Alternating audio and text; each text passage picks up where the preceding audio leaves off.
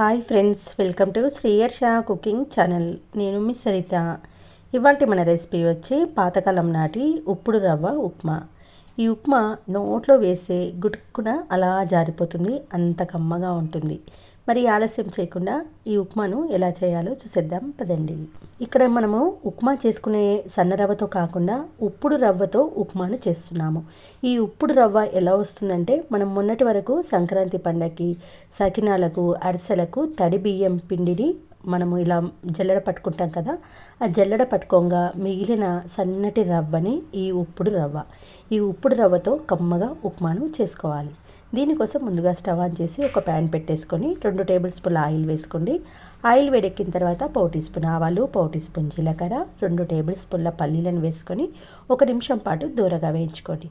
పల్లీలు వేగిన తర్వాత మీడియం సైజు ఉల్లిపాయ తరుగు, 4-5 పచ్చిమిర్చి చీలికలు వేసుకొని మరొక నిమిషం పాటు ఫ్రై చేయండి. కొన్ని కరివేపాకు రెమ్మలు, 1/2 టీ స్పూన్ అల్లం వెల్లుల్లి పేస్ట్ వేసి మరొక 30-40 సెకండ్స్ పాటు ఫ్రై చేయండి. ఇవన్నీ ఫ్రై అయిన తర్వాత 1.5 కప్పు వరకు వాటర్ని యాడ్ చేసుకోండి. 1 కప్పు ఉప్పుడు రవ్వకు 1.5 కప్పు నీళ్ళను పోస్తున్నాను. ఉప్మా పొడి పొడిగా రావాలంటే 1 కప్పు రవ్వకు 1 కప్పు నీళ్ళను మాత్రమే పోసుకోవాలి. నీళ్లు పోసిన తర్వాత రుచికి సరిపడా సాల్ట్ వేసేసేయండి. ఈ జల్లించుకున్న ఈ రవ్వను కొలత ప్రకారం అదే కప్పుతోటి 1 కప్పు వరకు నిండుగా తీసుకొని వాటర్లో వేస్తూ కలిపేసేయండి. ఇప్పుడు సిమ్లో పెట్టి మూత పెట్టి ఒక 2-3 మినిట్స్ పాటు మగ్గించాలి.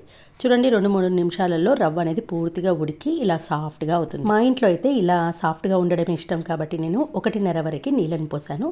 మీకు పొడి పొడిగా ఇష్టం ఉంటే మాత్రం 1 కప్పు రవ్వకు 1 కప్పు నీళ్ళను మాత్రమే పోసుకోవాలి. చివరిలో కొంచెమంత కొత్తిమీరని వేసి కలిపేసి స్టవ్ ఆఫ్ చేసి వేడివేడిగా ఉన్నప్పుడే డిష్ అవుట్ చేసుకొని టేస్ట్ చేయండి. ఈ ఉప్పుడు రవ్వతో చేసిన ఉప్మాకి ఆవకాయ పచ్చడి నంచుకొని తింటే ఇంకా బాగుంటుంది. చిన్న పిల్లలు, ముసలి వాళ్ళకు నోట్లో పెడితే అలా గుట్టుకుని జారిపోతుంది. చాలా టేస్టీగా, చాలా సాఫ్ట్గా ఉంటుంది. మరి నేను చూపించిన ఈ పాతకాలం నాటి ఉప్పుడు రవ్వతో చేసే ఉప్మా మీ అందరికీ నచ్చితే వీడియో చూసిన వెంటనే ఒక లైక్ చేసి మీ ఫ్రెండ్స్తో, రిలేటివ్స్తో షేర్ చేయండి. నా ఛానల్ను ఫస్ట్ టైం విజిట్ చేస్తే please subscribe my channel. Thanks for watching.